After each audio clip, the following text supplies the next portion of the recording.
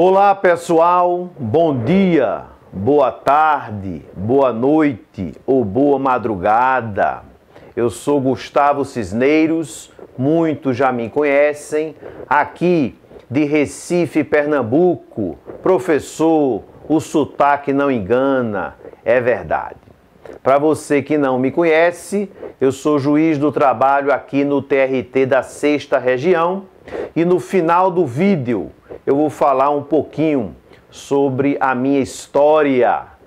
Eu estou aqui com vocês exatamente no dia 15 de julho de 2017, uma data histórica. Por quê, professor? Porque ontem, 14 de julho de 2017, uma sexta-feira, foi sancionada a Lei 13.467 de 2017. Essa lei corporifica a chamada reforma trabalhista, que foi por muito tempo estigmatizada, ou seja, marcada principalmente por críticas ideológicas. Não são críticas jurídicas, são críticas políticas, ideológicas, né? E eu, na qualidade de juiz do trabalho e principalmente educador, eu me afastei desse campo político, desse campo ideológico, porque para mim isso é um desserviço àquele que milita com responsabilidade na justiça do trabalho. Mas, professor, o senhor é juiz do trabalhador. Eu não sou juiz do trabalhador. Eu sou juiz do trabalho nos termos do artigo 111 da Constituição e sou um juiz imparcial, como exige o artigo 5º da Lei Maior. Então eu sou um juiz que atuo para solucionar, para pacificar os litígios oriundos das relações de trabalho. A imparcialidade é requisito sine qua non para a atuação de um magistrado. É o princípio do juiz natural. Juiz natural é o juiz imparcial e competente, na plenitude do exercício da magistratura, do exercício jurisdicional. É assim que eu vou explorar a reforma trabalhista com vocês a partir de agora. Essa nossa conversa inicial é apenas para que eu passe para vocês alguns pontos importantes que compõem essa grande alteração que sofreu a consolidação das leis do trabalho, a nossa CLT, que nasceu em 1943. E agora, com a reforma trabalhista, ela sofreu diversas alterações. Mas a CLT continua viva. Os princípios do direito do trabalho continuam fortalecidos, principalmente o seu princípio cardeal, que é o princípio da proteção ao hipossuficiente, o princípio da proteção ao trabalhador, o princípio da proteção à parte mais fraca da relação empregatícia, porque como nos ensinou Orlando Gomes, o saudoso doutrinador baiano, não há como você cindir, como você separar, como você fracionar as figuras de trabalhador e ser humano daquele mesmo corpo, daquela mesma alma. Trabalhador e ser humano dividem o mesmo corpo, dividem o mesmo desgaste, dividem as mesmas humilhações, dividem as mesmas aflições. Então, o direito do trabalho continuará em cima dessa pilastra vital que lhe dá sustentáculo, que é a pilastra da proteção ao ser humano, da proteção ao trabalhador. Agora, que nós precisávamos, sim, modernizar a legislação trabalhista, isso é notório, isso é inconcurso, isso é incontroverso. E a reforma trabalhista veio com esse intuito. Mas, professor, há vários pontos negativos, há vários pontos controvertidos. Professor, há quem diga que alguns artigos, algumas normas, alguns dispositivos são inconstitucionais. Sim, eu concordo. Eu já pensei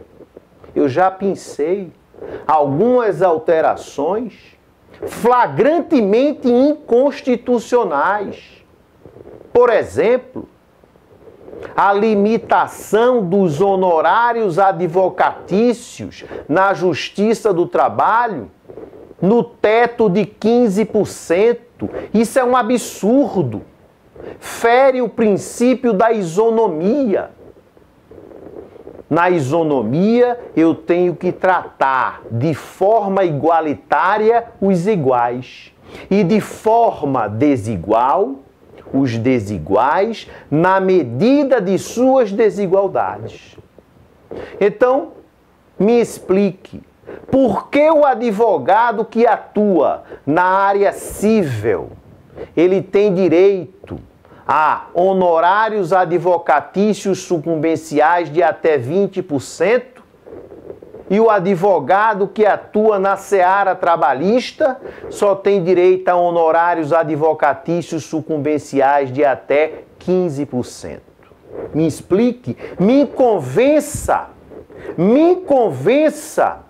de que essa diferenciação é justa.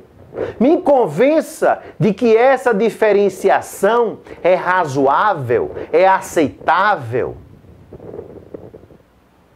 Não é. E quando eu diferencio sem razoabilidade, eu estou o quê? Discriminando. E eu não posso, de maneira alguma, discriminar o advogado trabalhista diante do advogado civilista, do advogado que atua na defesa do direito do consumidor, não é? O advogado que atua na esfera familiar, nas causas de sucessão, na responsabilidade civil. Responsabilidade civil esta que é de nossa competência quando derivada das relações de trabalho. Então, esse dispositivo, esse artigo, é o 791-A, salvo engano. Ele não vai existir ainda na sua CLT hoje, porque a reforma trabalhista, ela só vai se concretizar daqui a 120 dias. Foi a vacatio legis, firmada, fixada no finalzinho da Lei 13.467 de 2017.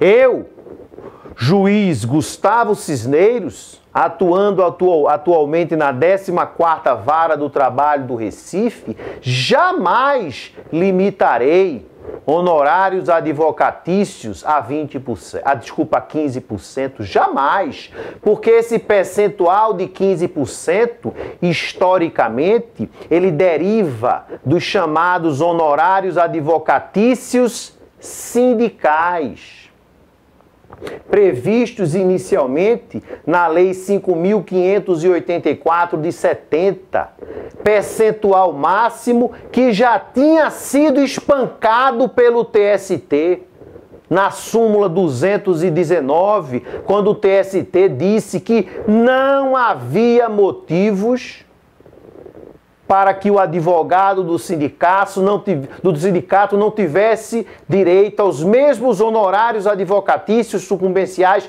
previstos no Código de Processo Civil.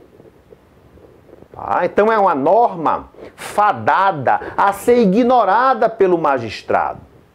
E o magistrado ignora fundamentando, mostrando que ela fere a Constituição, mostrando que ela fere a dignidade do profissional da advocacia.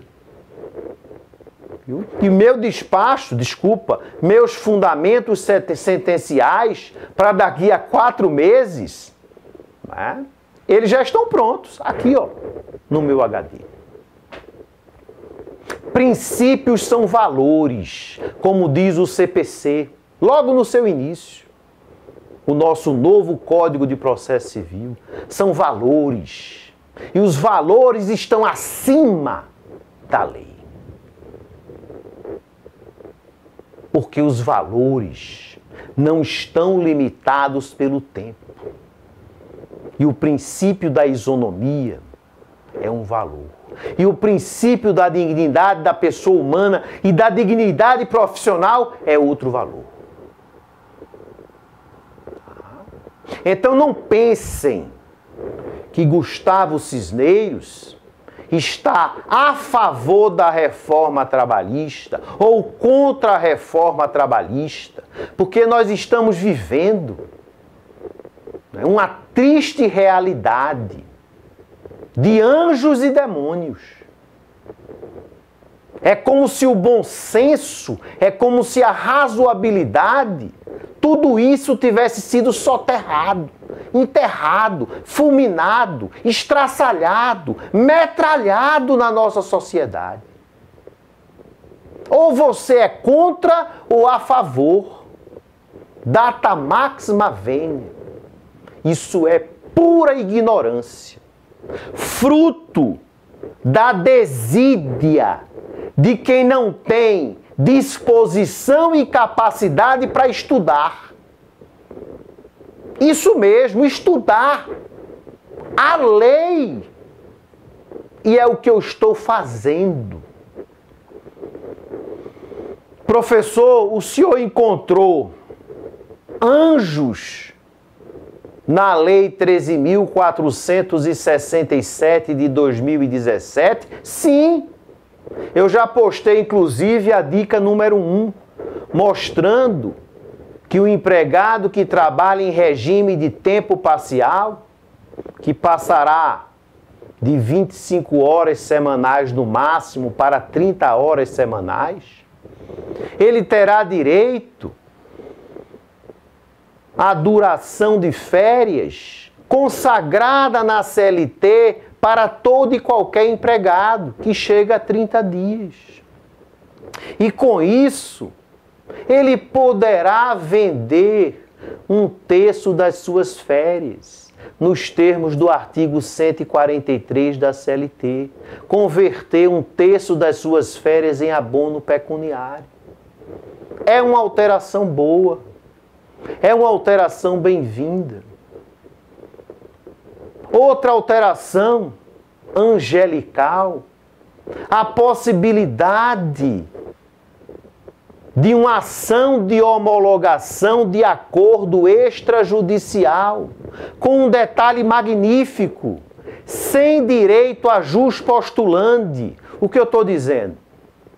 Que na ação de homologação de acordo extrajudicial, os advogados são imprescindíveis.